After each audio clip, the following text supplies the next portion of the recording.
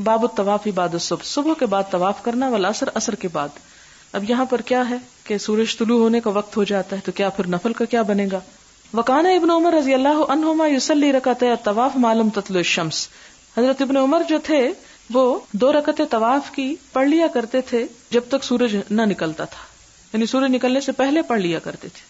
وطاف عمر بعد صلاۃ الصبح، اور حضرت عمر نے صبح کی نماز کے بعد طواف کیا. فرکب سوار ہوئے حتی صلی رکعتین بذی طوا، یہاں تک کہ ذی طوا میں جا کے 2 رکعتیں پڑھی، کیونکہ ان کے خیال میں کیا تھا کہ اس وقت مجھے نہیں پڑھنی چاہیے کیونکہ سورج نکلنے کے قریب ہے. اور یہاں یہ بھی پتہ چلتا ہے کہ انہوں نے نہ صرف یہ کہ خانہ کعبہ کے بالکل باہر بلکہ تھوڑا اور دور جا کے وہ 2 رکعتیں ادا کر لی تھی. جلدی میں ہوں گے، آپ کو بھی بعض اوقات ہوتی ہے کہ فلائٹ ٹائم بھی وہی ہوتا ہے اور آپ طواف وداع بھی کرنا چاہتے ہیں اور فجر کی نماز بھی. خصوصاً پاکستان کو جو فلائٹس آتی ہیں وہ تو آتی اتنے آکورڈ ٹائم پہ ہے کہ آپ فجر کی نماز بمشکل پکڑتے ہیں. 2-3 دفعہ ایسے ہی ہوا میرے ساتھ بھی کہ اس وقت فجر کی نماز بھی مس کرنے کو دل نہیں چاہتا اور طواف وداع بھی کرنا ہوتا ہے اور اس کے بعد پھر 2 نفل پڑھنے ہوتے ہیں. ابھی دیکھیں کتنی سہولت ہو گئی کہ اگر آپ وہاں پر طواف کرتے ہی آپ نکل آتے ہیں اور راستے میں کہیں وہ 2 نفل پڑھ لیتے ہیں تھوڑا باہر آ کے تو کوئی حرج نہیں، وہ رکعتیں اسی نیت کی ادا ہو جائیں گی. حدثنا الحسن بن عمر البصری قال حدثنا یزید بن زرع عن حبیب عن عطاء عن عروہ عن عائشہ رضی اللہ عنہا ان ناسا طافوا بالبیت بعد صلاۃ الصبح، کہ کچھ لوگوں نے صلاۃ صبح کے بعد طواف کیا اور اکثر لوگ کرتے ہیں اس وقت. ثم قعدوا، پھر بیٹھ گئے، الی المذکر، نصیحت کرنے والے کے پاس. اب بھی آپ نے دیکھا ہوگا کہ صحن میں مختلف جگہوں پر لوگ بیٹھ کے تعلیم کا کام کر رہے ہوتے ہیں. حتی اذا طلعت الشمس، یہاں تک کہ جب سورج طلوع ہونے لگا، قاموا یصلون، تو کھڑے ہو کے نماز پڑھنے لگے، یعنی عین سورج طلوع ہوتے وقت، جبکہ عام نماز نہیں پڑھی جا سکتی. فقالت عائشہ رضی اللہ عنہا، حضرت عائشہ رضی اللہ تعالی عنہا نے کہا، قعدوا، پہلے تو بیٹھے رہے، حتی اذا کانت الساعہ، یہاں تک کہ جب وہ گھڑی آ گئی، التی تکرہ فیہا الصلاۃ، کہ جس میں نماز مکروہ ہے، قاموا یصلون، اب یہ کھڑے نماز پڑھ رہے ہیں. یعنی یہ پہلے ہی پڑھ لیتے تو زیادہ بہتر تھا، لیکن انہوں نے اتنے سارے لوگوں نے پڑھا، اس کا مطلب ہے کہ اس کا جواز تھا، یعنی پڑھی جا سکتی تھی. لیکن پھر بھی اگر آپ کے پاس چانس ہے کہ آپ اس وقت کو اوائڈ کریں تو کر جائیں. اچھا ایک اور بات، یہاں حضرت عائشہ ایسے نہیں کہ تفریحاً ان کے اوپر کمنٹس دے رہی ہیں. حضرت عائشہ کا یہ کہنا دراصل ایک طرح سے تعلیم دینا تھا دوسروں کو، کیونکہ ایسے لوگ جو کسی بھی چیز کے بارے میں سند سمجھے جاتے ہیں، اگر وہ کسی چیز کو دیکھ کر کوئی رائے کا اظہار کرتے ہیں تو وہ بھی ایک طرح سے تعلیم کا حصہ ہوتی ہے. ہماری طرح نہیں کہ سڑک پہ چلتے ہوئے ہر شخص کے اوپر تبصرہ کرتے کرتے وہ دیکھو وہ کیا کر رہا ہے، وہ کھڑا ہے، وہ بیٹھا ہے، اس کو سمجھ ہی نہیں دے وہ کیسے سڑک کراس کر رہا ہے.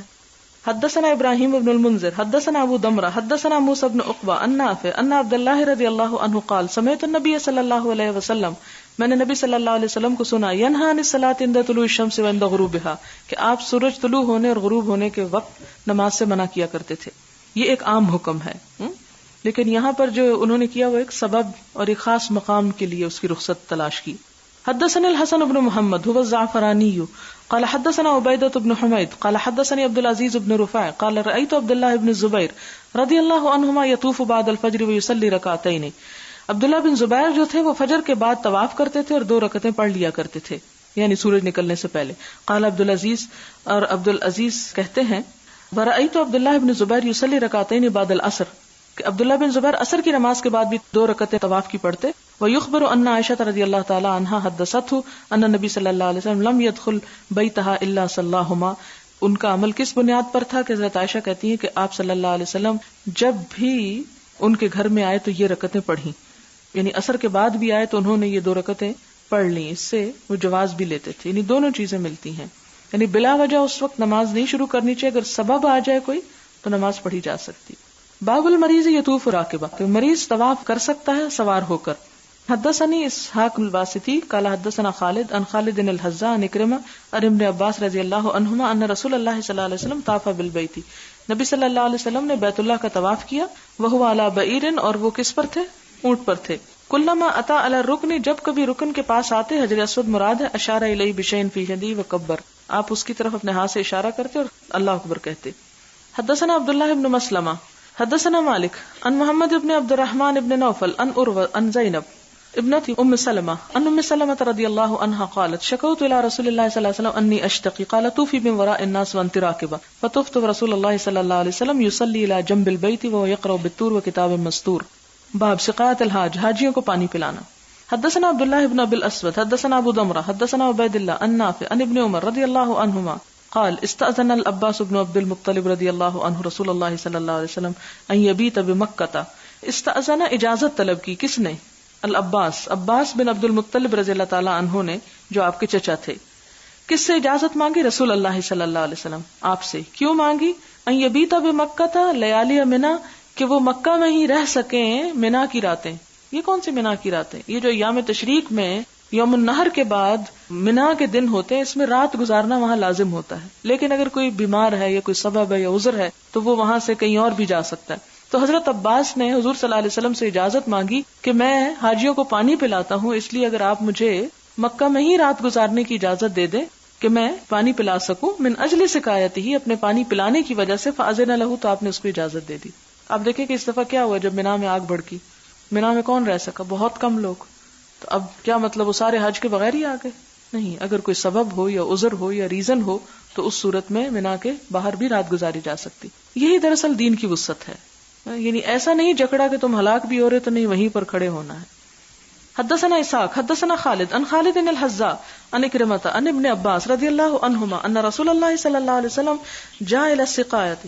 نبی صلی اللہ علیہ وسلم سقایا یعنی سبیل پر آئے، سقایا پانی پلانے کی جگہ. فاستسقى، تو آپ نے پانی مانگا. فقال العباس، حضرت عباس نے کہا، یا فضل، اے فضل، اذهب الى امک، اپنی ماں کی طرف جاؤ. فاتى رسول اللہ صلی اللہ علیہ وسلم بشراب من عندها، اور ان کے پاس سے حضور کے لیے کیا لاؤ؟ شربت لاؤ. شراب کھجور کے شربت کو کہا جاتا ہے. فضل کون تھے؟ ان کے بیٹے تھے. اپنے بیٹے کو بھیجا اپنی ماں کے پاس جاؤ اور حضور صلی اللہ علیہ وسلم کے لیے شربت لے کے آؤ. فقال، تو آپ صلی اللہ علیہ وسلم نے فرمایا، کیا فرمایا؟ اسقینی، مجھے پلاؤ. یعنی آپ نے پانی مانگا. قال یا رسول اللہ انہم یجلون ایدیہم فی، کہتے ہیں کہ اللہ کے رسول صلی اللہ علیہ وسلم، لوگ اس میں اپنے ہاتھ ڈالتے. قال اسقینی، کہا پلاؤ مجھ کو، یعنی ہاتھ ناپاک نہیں ہے. فشرب منہ، تو آپ نے اس سے پیا. ثم اتی زمزم، پھر زمزم کے پاس آئے. وہم یسقون، اور وہ کیا کر رہے تھے؟ پانی پلا رہے تھے. ویعملون فیہا، اور اس میں کام کر رہے تھے. فقال اعملوا، آپ نے فرمایا اپنا کام کیے جاؤ. فانکم علی عمل صالح، کیونکہ تم نیک کام کر رہے ہو. ثم قال، پھر فرمایا، لولا ان تغلبوا، اگر تم مغلوب نہ ہو جاتے، لنزلت، تو میں خود بھی اترتا، حتی عدل الحبل علی ھذی، یہاں تک کہ میں ڈالتا رسی کو اس پر، یعنی عاتقہ، اپنے کندھے پر. واشار الی عاتقی، اور آپ نے اپنے کندھے کی طرف اشارہ کیا. یعنی آپ نے خود نہیں کیا ایسے، لیکن لوگوں کی تعریف کی. اس سے کیا پتہ چلا کہ یہ عمل کیا ہے؟ مسنون ہے، مستحب ہے. حاجیوں کو پانی پلانا یا پانی پلانے میں مدد دینا یا وہ خدمت کرنا. آپ صلی اللہ علیہ وسلم نے اپنے شوق کا اظہار کیا کہ میرا دل چاہتا ہے کہ میں بھی یہ کروں، لیکن میں اس ڈر سے نہیں کرتا کہ اگر میں نے کیا تو لوگ ٹوٹ پڑیں گے تم پہ اور تمہارا کام رک جائے گا. باب ما جاء فی زمزم، زمزم کا بیان. وقال عبدان اخبرنا عبد اللہ اخبرنا یونس عن الزہری قال انس بن مالک رضی اللہ عنہ کان ابو ذر یحدث ان رسول اللہ صلی اللہ علیہ وسلم قال، نبی صلی اللہ علیہ وسلم نے فرمایا، فرج سقفی، میرے گھر کی چھت کھولی گئی. سقفی میری چھت، یعنی میرے گھر کی چھت. وانا بمکہ، اور میں مکہ میں تھا. فنزل جبریل علیہ السلام، تو جبریل علیہ السلام اترے. ففرج صدری، انہوں نے میرا سینہ کھولا. ثم غسلہ، پھر اس کو دھویا. بماء زمزم، زمزم کے پانی سے. ثم جاء، پھر لائے. بطست، ایک تشت. من ذہب، سونے کی. ممتلئ، جو بھری ہوئی تھی. حکمتا و ایمانا، حکمت اور ایمان سے. فافرغھا، پھر انڈیل دیا اس کو، یعنی حکمت اور ایمان کو. فی صدری، میرے سینے میں. ظاہر ہے اللہ تعالیٰ ہی کی طرف سے لائے ہوں گے، اسی لیے آپ نے جو حکمت کی باتیں کی اور حکمت کی تعلیم دی وہ بھی دراصل اللہ تعالیٰ ہی کی طرف سے تھی. ثم اطبقہ، پھر اس کو بند کر دیا، سینہ جوڑ دیا. ثم اخذ بیدی، پھر انہوں نے میرا ہاتھ پکڑا. فعرج بی الی السماء الدنیا، پھر مجھے آسمان دنیا کی طرف لے کر چڑھ گئے. فقال جبریل لخازن السماء الدنیا، تو جبریل علیہ السلام نے آسمان دنیا کے خازن یا داروغے کو پکارا. افتح، کھولو. قال من ھذا، اس نے کہا کون ہے؟ قال جبریل، تو جبریل علیہ السلام نے جواب دیا کہ جبریل ہوں. یہاں پر زمزم کا بیان ہے اور یہ حدیث پہلے بھی گزر چکی ہے، لیکن یہاں خاص طور پر زمزم کی فضیلت کے بارے میں بتانے کے لیے امام بخاری اس کو لے کر آئے ہیں کہ اس کے ساتھ آپ صلی اللہ علیہ وسلم کے سینے کو دھویا گیا. یہاں پر تو ممکن نہیں، لیکن اگر آپ کبھی جائیں، اللہ تعالیٰ آپ سب کو لے جائے وہاں اپنے گھر میں، تو 2-3 چیزوں کا خاص طور پر اہتمام کریں. ایک تو یہ ہے کہ زمزم کا پانی جو ہے اس کو خوب پئیں، ویسے بھی وہاں ڈی ہائیڈریشن ہو جاتی، گرمی بہت ہوتی ہے، لیکن اس نیت سے نہیں کہ گرمی ہے اس لیے پینا ہے، اس لیے کہ یہ ایک بابرکت پانی ہے۔ ایک روایت میں آتا ہے کہ منافق زمزم کا پانی پیٹ بھر کے نہیں پیتے، انہیں اس سے کوئی دلچسپی نہیں ہوتی۔ ایک اور حدیث میں آتا ہے کہ زمزم کا پانی جس غرض سے پیا جائے اس غرض کے لیے ہے، یعنی جس مقصد یا جس نیت، اور نیت سے مراد ثواب کی نیت بھی ہو سکتی ہے، ایک سنت کا اتباع بھی ہو سکتا ہے، اور ایک اور روایت میں آتا ہے کہ بیماریوں کی شفا بھی ہے اس میں، تو اس نیت سے بھی پیا جا سکتا ہے۔ پھر زمزم پیتے وقت جو دعا ہے وہ قبول ہوتی ہے، تو اس کا اہتمام بھی کرنا چاہیے۔ پھر صرف پینا نہیں چاہیے بلکہ اس کو اپنے منہ پہ بھی چھینٹے مارنے چاہیے، اپنے سینے پہ۔ ہمیشہ اس چیز کو سامنے رکھتے کہ آپ صلی اللہ علیہ وسلم کا تو اندر سے دھویا گیا تھا، چلیں اگر ہمارا باہر سے ہی دھل جائے تھوڑا سا تو شاید کچھ حصہ مل جائے اس حکمت کا۔ اس کے علاوہ سر پر بھی ڈال سکتے ہیں آپ۔ بعض لوگ کہتے نہیں بے حرمتی ہوتی، یہ سب باتیں میں اس لیے کہہ رہی ہوں کہ بے حرمتی کی اس میں کوئی بات نہیں، وہ پانی ہے اور پانی اللہ تعالیٰ نے استعمال کی چیز پیدا کی ہے، اور اس کے ساتھ کوئی بھی استعمال آپ کرتے ہیں تو حرج نہیں ہے۔ ایون اگر سارے جسم پہ بہانے کا موقع ملتا ہے تو بھی اس میں کوئی بے حرمتی نہیں ہے۔ حدثنا محمد اخبرنا الفزاری عن عاصم عن الشعبی ان ابن عباس رضی اللہ عنہما حدثه قال سقیت رسول اللہ صلی اللہ علیہ وسلم من زمزم، میں نے حضور صلی اللہ علیہ وسلم کو زمزم کا پانی پلایا۔ یہ کون ہے پلانے والے؟ ابن عباس۔ فشرب وهو قائم، آپ نے پیا حالانکہ آپ کھڑے تھے۔ اسی سے لوگوں نے زمزم کا پانی بطور خاص کھڑے ہو کر پینے کو مسنون سمجھا ہے۔ ویسے تو پانی بیٹھ کر پینا چاہیے اور بیٹھ کر ہی پینے کی فضیلت ہے، لیکن اگر زمزم پی رہا ہے اور کھڑے ہو کر پی رہا ہے تو یہ کس لیے ہوگا؟ یعنی ایک عام روٹین سے ہٹ کر ایک اپوزٹ طریقے پر کام کرنا، نبی صلی اللہ علیہ وسلم کی سنت کے اتباع کے شوق میں۔ یہی وجہ کہ آپ دیکھیں گے کہ وہاں پر جو زمزم کا علاقہ ہے اس میں پانی پینے کی جو جگہ ہیں یا وہ جو بنائے ہوئے ہیں ٹیپس وہ اونچے ہیں اور اس کے ساتھ کپس وغیرہ باندھے ہوئے ہیں، تو وہ کھڑے ہو کر ہی پینے کے لیے۔ آپ اگر نیچے بیٹھنا چاہیں تو وہ کپ آپ تک نہیں پہنچ سکتا، یعنی جو زنجیر سے بندھا ہوا ہوتا ہے، تو وہ بھی اسی سنت کے اتباع میں ایسا کیا گیا ہے۔ لیکن اس کا یہ مطلب نہیں کہ آپ ہر جگہ ضرور ہی کھڑے ہو کر پیئیں۔ اگر آپ کہیں پر بیٹھ کر پی رہے ہیں، مثلاً آپ جہاز میں بیٹھے ہوئے ہیں اور پانی پینا چاہتے ہیں اور بلا وجہ آپ کھڑے ہو کے پی رہے ہیں، یا گرنے کا خطرہ ہے کہیں پر اور کھڑے ہو کر، تو یہ فرض نہیں ہے، نہ واجب ہے نہ لازم ہے، لیکن کر لیا جائے تو بہت افضل ہے۔ قال عاصم فحلف اکرمۃ ما کان یومئذ الا علی بعیر، تو عاصم کہتے ہیں کہ اکرمہ نے قسمن کھا کہ آپ صلی اللہ علیہ وسلم تو اونٹ پر سوار تھے، تو پھر کھڑے ہو کر کیسے پیا؟ لیکن اس کی وضاحت ایک اور حدیث کرتی ہے ابو داؤد کی، کہ جس میں آتا ہے کہ آپ نے اونٹ کو بٹھایا، پھر 2 رکعتیں پڑھی، اور اس وقت ہو سکتا ہے کہ آپ نے پیا ہو اور اس میں تضاد نہیں ہے ان 2 باتوں میں۔ باب طواف القارن، قران کرنے والے کا طواف۔ حدثنا عبداللہ بن یوسف اخبرنا مالک عن ابن شہاب عن عروہ عن عائشہ رضی اللہ عنہا خرجنا مع رسول اللہ صلی اللہ علیہ وسلم فی حجۃ الوداع فاہللنا بعمرۃ ثم قال من کان معه ہدی فلیحل بالحج والعمرۃ۔ حضرت عائشہ سے روایت ہے کہ ہم حضور صلی اللہ علیہ وسلم کے ساتھ نکلے، کب؟ فی حجۃ الوداع، حجۃ الوداع میں۔ فاہللنا بعمرۃ، تو ہم نے عمرے کا احرام پہنا یا عمرے کی نیت کی۔ ثم قال، پھر آپ صلی اللہ علیہ وسلم نے فرمایا من کان معه ہدی، جس کے ساتھ ہدی ہو یعنی قربانی کا جانور ہو، فلیحل بالحج والعمرۃ، تو اسے چاہیے کہ حج اور عمرے کا احرام باندھ لے، یعنی دونوں کو اکٹھا کر لے، مراد ہے قران کر لے، ٹھیک ہے۔ ثم لا يحل، پھر وہ حلال نہ ہو، حتی يحل منہما، یہاں تک کہ ان دونوں سے حلال ہو، یعنی دونوں کام ایک ہی احرام میں کرے۔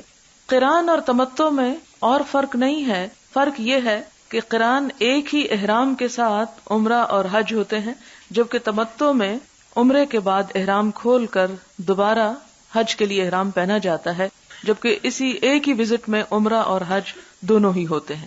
اسی طرح تمتع میں قربانی کا ساتھ ہونا ضروری نہیں ہے، اگر کسی شخص کے پاس وسعت ہے وہاں جا کر خریدنے کی تو خرید لے، اور اگر وہاں نہیں خرید سکتا تو اس صورت میں روزے بھی رکھ سکتا ہے۔ لیکن اگر اسے قران کرنا ہے تو پھر کیا کرنا ہوگا؟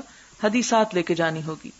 مثلا ہم لوگ یہاں سے جیسے جہاز سے جاتے ہیں تو ساتھ اس طرح نہیں لے جا سکتے، اس صورت میں وہاں سے بھی لی جا سکتی ہے۔ پھر آتا ہے ثم قال من کان معه هدی فلیحل بالحج والعمرۃ، کہ جس شخص کے پاس قربانی ہو اسے چاہیے کہ حج اور عمرے کا ایک ساتھ احرام پہن لے یا باندھ لے۔ ثم لا يحل حتى يحل منهما، پھر نہ حلال ہو یعنی عمرے کے بعد حلال نہ ہو جائے جب تک کہ ان دونوں یعنی حج اور عمرے سے حلال ہو۔ فقدمت مکہ، تو میں مکہ آئی، یعنی حضرت عائشہ کہتی ہیں فقدمت کی راویہ یہی ہے اس حدیث کی، فقدمت مکہ، میں مکہ میں آئی، وانا حائض، اور میں حیض کی حالت میں تھی۔ فلما قضینا حجنا، جب ہم نے اپنا حج پورا کر لیا، ارسلنی آپ نے بھیجا مجھ کو مع عبد الرحمن کے ساتھ، یہ ان کے بھائی ہیں، للتنعیم تنعیم کی طرف، فاعتمرت تو میں نے عمرہ کیا، فقال صلی اللہ علیہ وسلم تو آپ صلی اللہ علیہ وسلم نے فرمایا ھذہ مکان عمرتک کہ یہ تمہارے عمرے کی جگہ پر ہے. فطاف الذین تو طواف کیا ان لوگوں نے، احلوا جنہوں نے احرام پہنا تھا یا احرام باندھا تھا، بالعمرۃ عمرے کا، ثم حلوا پھر وہ حلال ہو گئے، ثم طافوا طوافا آخر پھر انہوں نے ایک اور مرتبہ طواف کیا، بعد ان رجعوا من منی جب وہ منی سے لوٹ آئے. اور یہ کب لوٹنا ہوتا ہے منی سے؟ جب قربانی آپ کر چکے تو اس کے بعد آپ کیا کریں، آ کر طواف افاضہ کریں. اور اسی دن بھی ہو سکتا ہے، 10 کو بھی ہو سکتا ہے، بہتر ہے 10 کو ہی کر لیا جائے کیونکہ انسان پھر پوری طرح حلال ہو جاتا ہے. اور اگر نہیں کرتا تو 11 کو بھی کر سکتا ہے، 12 کو بھی کر سکتا ہے. اور پھر یاد کروائے دیتی ہوں کہ اگر کسی خاتون کو پیریڈز ہیں تو اس صورت میں 13، 14، 15 حتیٰ کہ مہینے کے آخر تک بھی وہ کر سکتی، کیونکہ بعض اوقات جو معلم حضرات ہوتے ہیں وہ وہیں سے منا سے سیدھے لے جاتے ہیں مدینہ کو. تو پھر اگر اس صورت میں کسی خاتون کا رہ جائے تو پھر ذی الحج کے دنوں میں ہی واپس مکہ میں آ کے وہ طواف اپنا کر سکتی ہے، کیونکہ بہت سی چیزیں بعض اوقات انسان کے کنٹرول میں نہیں ہوتی. کسی کا سوال تھا کہ اگر کسی کی پہلی فلائٹ ہو اور ان دنوں میں پیریڈز بھی ہوں تو وہ خاتون کیا کریں؟ ان کو ڈیلے کرنا ہی پڑے گا. اس کی وجہ یہ ہے کہ ساری زندگی کا پیسہ جمع کر کے انسان جاتا ہے، اور اگر حج ادھورا چھوڑ کر آ جائے تو اس سے حج تو نہیں ہوگا. حج کے 2 بڑے رکن ہیں، وقوف عرفات اور طواف، اور اگر طواف نہیں ہوتا تو حج نہیں ہوتا. اور یہ طواف آپ کو منا کے بعد ہی کرنا ہے، لہٰذا اس صورت میں آپ کو فلائٹ کینسل کرنی پڑے گی، چاہے جرمانہ ہی کیوں نہ بھرنا پڑے. اور اس میں بھی شاید بہتری ہوتی ہے کیونکہ کچھ لوگوں کو جلدی سیٹ چاہیے ہوتی ہے، ان کو ملتی نہیں، تو ہو سکتا ہے کہ آپ کے اس وجہ سے ان کا آنے کا سبب بن جائے. لیکن اس میں بھی بہت اندیشہ ہوتا ہے کہ اگر سب لوگ اس طرح کرنے لگے تو سارا سسٹم ہی بگڑ کے رہ جائے، کیونکہ وہاں سے آنا تو کوئی بھی نہیں چاہتا. بہرحال جو بھی صورت ہو، جس طرح بھی ممکن ہو اس صورت کو اختیار کیا جائے، لیکن حج اگر کرنے کے لیے گئے اور نیت سے گئے تو اس کو مکمل کر کے ہی واپس لوٹیں. وَأَمَّا الَّذِينَ جَمَعُوا اور جنہوں نے جمع کیا تھا بین الحج والعمرۃ یعنی حج اور عمرے کو، طافوا طوافا واحدا تو انہوں نے ایک ہی طواف کیا یعنی جو شروع میں تھا. اچھا، اس میں تھوڑا سا اب یہ ہے کہ فقہی اختلاف ہے. ایک گروہ کی رائے یہ ہے کہ جو قران کرتا ہے اس کے لیے حج اور عمرے کے لیے ایک ہی طواف اور ایک ہی سعی جو ہے وہ کافی ہو جاتی ہے، لیکن دوسرے گروہ کی رائے یہ ہے کہ نہیں، 2 طواف اور 2 سعی لازم ہے. حدثنا یعقوب بن ابراہیم حدثنا ابن الیہ عن ایوب عن نافع ان ابن عمر رضی اللہ عنہما دخل ابنہ عبد اللہ وظہرہ فی الدار فقال انی لا آمن ان یکون العام بین الناس قتال فیصدوک عن البیت فلو اقمت فقال قد خرج رسول اللہ صلی اللہ علیہ وسلم فحال کفار قریش بینہ وبین البیت. ابن عمر سے روایت ہے کہ دخل ابنہ عبد اللہ کہ داخل ہوئے ان کے بیٹے عبداللہ، وظہرہ فی الدار اور ان کی سواری جو تھی وہ گھر میں تھی، فقال تو انہوں نے کہا انی لا آمن.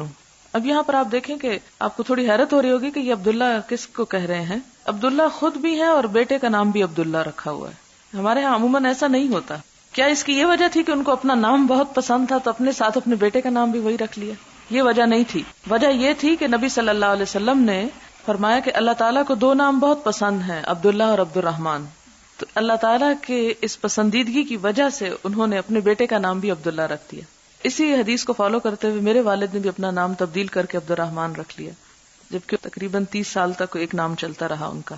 ایسی چیزیں بہت کم، لیکن میں یہ نہیں کہوں گی کہ آپ سب جا کے اپنے بچوں کے نام تبدیل کر کے ایک نئے فساد کو جنم دیں گھر میں. لیکن یہ ہے کہ آئندہ کے لیے اگر آپ پلان کریں تو ہو سکتا ہے، اگر اپنے بچوں کے لیے نہیں تو ان کے بچوں کے لیے یا کہیں بھی.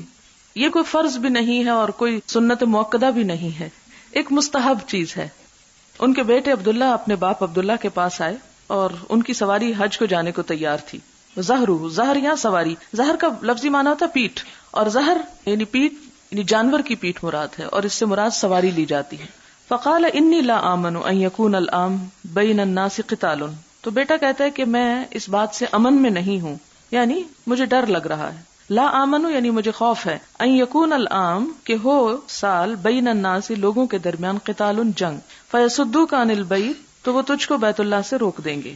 یعنی مجھے لگتا ہے کہ اس سال جنگ ہوگی اور حج نہیں ہو سکے گا اور خصوصاً آپ نہیں جا سکیں گے. فلو اقمتا تو اگر آپ نہ جائیں حج کو، اقمتا یعنی قیام کریں، کہاں قیام کریں یعنی گھر پر ہی رہیں. فقال تو کہتے ہیں قد خرج رسول اللہ صلی اللہ علیہ وسلم یہ کون کہتے ہیں؟ عبداللہ بن عمر کہتے ہیں، عبداللہ کے باپ عبداللہ کہتے ہیں کہ نکلے رسول اللہ صلی اللہ علیہ وسلم فحال کفار قریش بینہ و بین البیت.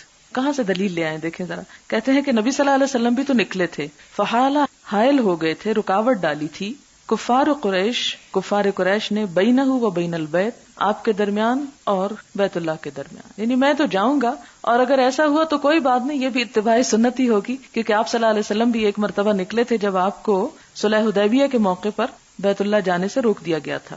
فَإِنْ حِيلَ بَيْنِي وَبَيْنَهُ، پھر اگر میرے اور ان کے درمیان رکاوٹ ہو گئی، افعل كما فعل رسول اللہ صلی اللہ علیہ وسلم، تو میں ویسا ہی کروں گا جیسے نبی صلی اللہ علیہ وسلم نے کیا. اس سے پھر حضور صلی اللہ علیہ وسلم کی بات آتی کہ کوئی چیز ایسی نہیں چھوڑی جس میں کوئی نمونہ یا کوئی سنت اپنی ہمارے لیے نہ رکھی ہو. اور اگر آپ کے راستے میں رکاوٹ نہ آتی تو ہم اپنی رکاوٹوں کو ایک بہت بڑی مصیبت سمجھ کر ہم کہتے کہ ہمیں تو اب معلوم نہیں کہ کرنا کیا چاہیے.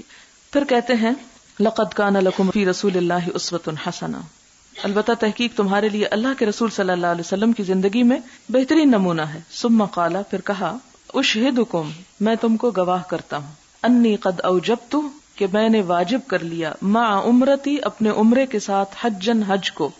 قال، کہا، ثم قدم، پھر وہ آئے، فطاف لہما طوافا واحدا، تو انہوں نے دونوں چیزوں کے لیے ایک ہی طواف کیا.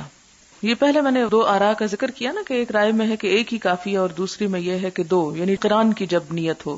تمتع اور قران میں بنیادی فرق یہی ہے کہ دو الگ الگ ہوتے ہیں. اس موقع پر حضرت عبداللہ بن عمر نے قران کیا ہے کیونکہ دونوں کے لیے ایک ہی طواف کیا.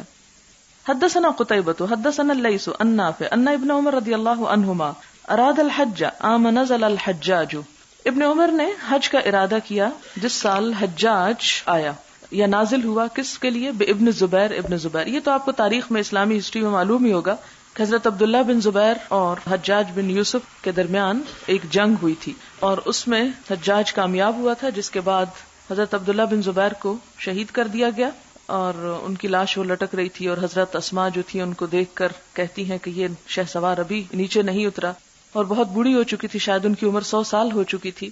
بہرحال یہ تاریخ کا ایک دوسرا باب ہے. اس کے بعد حجاج کو حجاز کا حاکم بنا دیا گیا تھا. فقیل لہ ان الناس کائن بینہم قتال، تو ان سے کہا گیا کہ لوگوں کے درمیان جنگ ہونے کو ہے. کائن کانا سے ہے، ہو جائے گی یا ہونے والی ہے. وَإِنَّا نَخَافُ أَن يَصُدُّوكَ، اور ہمیں ڈر لگتا ہے کہ لوگ آپ کو روک دیں گے، یعنی کعبہ میں نہیں جانے دیں گے. فقال، تو انہوں نے کہا، لقد كان لكم في رسول الله اسوة حسنة اذا اصنعوا كما صنع رسول اللہ صلی اللہ علیہ وسلم، تو پھر میں بھی ویسا ہی کروں گا جیسے نبی صلی اللہ علیہ وسلم نے کیا تھا. انی اشہدکم انی قد اوجبت عمرۃ، میں تم کو گواہ بناتا ہوں کہ میں نے اپنے اوپر عمرہ واجب کر لیا. ثم خرج، پھر وہ نکلے، حتی اذا كان بظاہر البیداء، یہاں تک کہ جب وہ بیداء کے مقام پر تھے. قال، کہا، ما شأن الحج والعمرۃ الا واحد، کہ نہیں ہے حج اور عمرہ مگر ایک ہی چیز، یعنی برابر ہی ہیں. اشہدکم انی قد اوجبت حجا مع عمرتی، میں تم کو گواہ بناتا ہوں کہ میں نے واجب کر لیا حج کو عمرے کے ساتھ، یعنی پہلے صرف عمرہ کرنے جا رہا تھا، اب حج بھی ساتھ کروں گا. وَأَهْدَى هَدْيًا اشْتَرَاهُ بِقُدَيْدٍ، وَأَهْدَى، اور وہ لے گئے، یہ راوی اب بیان کرتے ہیں، اور وہ لے گئے ہدین، ایک ہدی، اشتراہ، جس کو انہوں نے خریدا تھا، بقدید، قدید کے مقام پر. قدید مکہ میں ایک جگہ کا نام ہے، مکہ کے قریب ہی ہے. اس سے کیا پتہ چلتا ہے کہ یہ لازم نہیں کہ ہدی انسان اسی جگہ سے لے کے جائے جہاں سے وہ حج کے لیے نکل رہا ہے. اگر کوئی شخص یہاں سے قران کی نیت کر کے جاتا ہے اور مکہ میں جا کے ہدی خرید لیتا ہے، یعنی قربانی کا جانور، تو ایسا کرنا جائز ہے. ولم یزد علی ذلک، اور اس پر کچھ اور اضافہ نہ کیا. فلم ینحر ولم یحل من شیء حرم منہ، تو انہوں نے قربانی نہیں کی. ولم یحل، اور نہ حلال ہوئے، من شیء، کسی چیز سے، حرم منہ، جس کو حرام کیا تھا. ولم یحلق، اور نہ سر منڈوایا. ولم یقصر، اور نہ بال کتروائے یا ٹرمنگ کرائی. حتی کان یوم النحر، یہاں تک کہ یوم النحر آ گیا. فنحر وحلق، تو اس دن انہوں نے قربانی بھی کی اور حلق بھی کیا. حلق کہتے ہیں سر کو پوری طرح منڈوا دینے کو، اور قصر کہتے ہیں چھوٹا کروانے کو، سر نہیں بال. ورأى ان قد قضى طواف الحج والعمرة، اور انہوں نے دیکھا کہ انہوں نے پورا کیا حج کا طواف اور عمرے کا، بطوافہ الاول، پہلے ہی طواف کے ساتھ، یعنی دونوں کو اکٹھا کر لیا. وقال ابن عمر، اور ابن عمر کہتے ہیں کذالک فعل رسول اللہ صلی اللہ علیہ وسلم، کہ نبی صلی اللہ علیہ وسلم نے بھی ایسا ہی کیا تھا. یعنی آپ صلی اللہ علیہ وسلم نے جو حجۃ الوداع کے موقع پر حج کیا وہ حج قران تھا، اس میں آپ ہدی ساتھ لے گئے تھے، جسے پیچھے بھی احادیث میں بار بار یہ بات آئی ہے کہ ہدی آپ کے ساتھ تھی. اور ابن عمر یہ کہتے ہیں کہ حضور صلی اللہ علیہ وسلم نے حج اور عمرے کو جب جمع کیا تو دونوں کے لیے ایک ہی طواف اور صحیح کر لی. باب الطواف علی وضوء، باوضو طواف کرنا، یعنی طہارت جو ہے یہ لازم ہے. حدثنا احمد بن عیسیٰ حدثنا ابن وهب قال اخبرني عمرو بن الحارث عن محمد بن عبد الرحمن ابن نوفل القرشي انه سأل عروة بن الزبير فقال قد حج النبي صلى الله عليه وسلم فاخبرتني عائشة رضي الله عنها ان اول شيء بدأ به حين قدم انه توضأ ثم طاف بالبيت. حج النبي صلی اللہ علیہ وسلم، نبی صلی اللہ علیہ وسلم نے حج کیا. فاخبرتنی عائشہ، تو مجھے حضرت عائشہ نے خبر دی. یہ کون ہے؟ ان کی خالہ. کن کی؟ عروہ کی. ان اول شیء، کہ پہلی چیز، بدأ به، جس سے نبی صلی اللہ علیہ وسلم نے ابتدا کی، حین قدم، جب آپ تشریف لائے یعنی مکہ، انہ توضأ، کہ سب سے پہلے آپ نے وضو فرمایا. ثم طاف بالبیت، پھر بیت اللہ کا طواف کیا. ثم لم تکن عمرۃ، پھر نہ تھا عمرہ، یعنی یہ صرف عمرہ نہیں تھا. ثم حج، یعنی عمرے کے ساتھ ہی حج کیا. یا دوسرا معنی یہ ہے کہ آپ نے خالی عمرہ نہیں کیا، پھر حج کیا. ابو بکر رضی اللہ عنہ، حضرت ابو بکر نے، فکان اول شیء بدأ به الطواف بالبیت، تو پہلی چیز جس کے ساتھ انہوں نے ابتدا کی وہ بیت اللہ کا طواف تھا. ثم لم تکن عمرۃ، پھر ان کا حج بھی عمرہ نہیں بنا. یعنی اب یہ 2-3 مثالیں لا رہی ہیں حضور صلی اللہ علیہ وسلم کی، حضرت ابو بکر کی، اور ہر ایک میں ایک ہی چیز ریپیٹ ہوگی. پھر کیا ہوا؟ ثم عمر رضی اللہ عنہ، پھر حضرت عمر نے کیا، مثل ذالک، اسی طرح. ثم حج عثمان رضی اللہ عنہ، پھر حضرت عثمان نے حج کیا. فرأیتہ اول شیء بدأ به الطواف بالبیت، تو پہلی چیز جس کو میں نے دیکھا کہ انہوں نے کیا وہ کیا تھا؟ طواف تھا بیت اللہ کا. ثم لم تکن عمرۃ، پھر وہ بھی عمرہ نہ تھا. ثم معاویہ و عبداللہ بن عمر، پھر معاویہ اور عبداللہ بن عمر کے ساتھ. ثم حججت مع ابن زبیر، پھر میں نے ابن زبیر کے ساتھ حج کیا. اب آپ دیکھیں حضرت عائشہ کے حج کتنے ہو گئے، حضور کے ساتھ، حضرت ابوبکر کے ساتھ، تمام خلفاء کے ساتھ، پھر عبداللہ بن عمر کے ساتھ. یعنی اس کا یہ نہیں مطلب کہ ان کے ساتھ مل کر گئیں، مراد اس سے یہ ہے کہ جس وقت وہ بھی حج کر رہے تھے، اور یہ لوگ چونکہ علم اور عمل میں ائمہ تھے، لوگ ان کی پیروی کیا کرتے تھے، اس لیے ان کی مثال لا رہی. اس کا یہ بھی نہیں مطلب کہ اس سال صرف یہی چند لوگ حج کر رہے تھے اور باقی لوگ نہیں کر رہے تھے، باقی تو عوام تھے، لیکن ان کا حج کرنا کیا تھا کہ ان کے طریقے اور ان کے حکم کو فالو کیا جاتا تھا اس معنی میں. اور حضرت معاویہ کا اس وجہ سے کہ وہ اس وقت امیر تھے. ثم حججت مع ابن زبیر، پھر میں نے ابن زبیر کے ساتھ حج کیا. فکان اول شیء بدأ به الطواف بالبیت، تو انہوں نے بھی سب سے پہلی چیز جس سے ابتدا کی وہ طواف تھا. ثم لم تکن عمرۃ، تو ان کا حج عمرہ نہ بنا. ثم رأیت المہاجرین والانصار یفعلون ذلک، ثم لم تکن عمرۃ، مہاجرین و انصار نے بھی ایسا ہی کیا. ثم آخر من رأیت فعل ذلک ابن عمر، آخری جس کو میں نے دیکھا وہ ابن عمر تھے. ثم لم ينقضها عمرۃ، پھر انہوں نے حج کو توڑ کر عمرہ نہیں کیا. نقض کا مطلب تو توڑنا. وہذا ابن عمر عندهم، اور یہ ابن عمر ان کے پاس موجود ہیں. فلا يسألونہ، تو ان سے نہیں پوچھتے. ولا احد ممن مضى، اور نہ ہی کسی اس سے کہ جو گزر گئے ہیں. ما كانوا يبدؤون بشيء، جس چیز سے وہ ابتدا کیا کرتے تھے. حتى يدعوا اقدامهم من الطواف بالبيت، یہاں تک کہ وہ رکھ دیتے اپنے قدموں کو بیت اللہ کے طواف سے. ثم لا يحلون، پھر وہ حلال نہیں ہوتے تھے. وقد رأيت امي وخالتي، اور میں نے دیکھا اپنی ماں کو اور اپنی خالہ کو. حين تقدمان لا تبتدئان بشيء اول من البيت، کہ میری ماں اور میری خالہ بھی، یعنی حضرت عائشہ اور حضرت اسماء، جب آتی تھیں تو نہ شروع کرتی کسی بھی چیز سے بیت اللہ کے طواف سے پہلے. یعنی سب سے پہلا کام جو مکہ پہنچ کر ہوتا، اور یہ جتنی بھی پچھلی ساری بات آ رہی ہے اس سے کیا پتہ چلتا ہے کہ کیا کرتے تھے؟ طواف سے حج کا یا عمرے کی ابتدا ہوتی تھی. تو طوفان به ثم انہما لا تحلان، وہ دونوں طواف کرتی پھر حلال نہ ہوتی تھی. وقد اخبرتنی امی انہا احلت ہی و اختہا و زبیر و فلان بعمرہ، اور میری ماں نے مجھے یہ بتایا کہ احلت ہی، انہوں نے احرام پہنا، اور ان کی بہن نے، اور زبیر نے. اور زبیر کون تھے؟ حضرت عائشہ کے بہنوئی، یعنی حضرت اسماء کے شوہر. و فلان اور فلان نے عمرے کا. فلما مسح الرکن، پھر جب انہوں نے حجر اسود کو چوم لیا، حلو، تو وہ حلال ہوئے، یعنی انہوں نے احرام کھولا. یعنی یہاں جو آخری بات ہے نا، اس میں تمتع کا ذکر ہے. یعنی دونوں طرح کے لوگ حج کرتے تھے، قران بھی ہوتا تھا اور تمتع بھی ہوتا تھا. ساری بات کا خلاصہ یہ ہے.